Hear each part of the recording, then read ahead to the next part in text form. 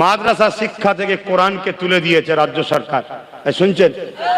কেন্দ্র যেমন ওয়াকফকে মিটাতে চাইছে, মাদ্রাসা থেকে রাজ্য কোরআনকে তুলে দিয়েছে। কি গো, বলবো না বলবো না? আওয়াজ দিয়ে বলো, বলবো না বলবো না?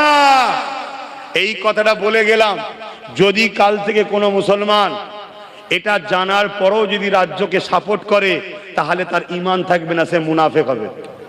শুনছেন না শোনেন নে? কেন, এতদিন যা করেছিল আলাদা বিষয় ছিল, মানুষের চাওয়া পাওয়া পছন্দ আলাদা হতে পারে, কিন্তু যখন তোমার কোরআনেরকে মিটাতে চাইছে, সে ইসলামের দুশ্মন না দুশ্মন নয়, কোরআনের দুশ্মন না দুশ্মন নয়, তার সঙ্গে কাঁধে কাঁধ মিলানো যাবে? আর এই জোরে বলেন। হ্যাঁ, তোমরা যদি সত্যি মুমিন হও, তাকে বুঝাও যে আমরা তো তোমার দল করি গো, তুমি কোরআনের বিরুদ্ধে গেলে আমরা তো বেঈমান হয়ে যাব, তোমার সাথে থাকতে পারবো না। যদি তোমাদেরকে এর পছন্দ হয়, এর প্রয়োজন হয়, তাহলে তোমাদের কথা শুনে কোরআনকে আবার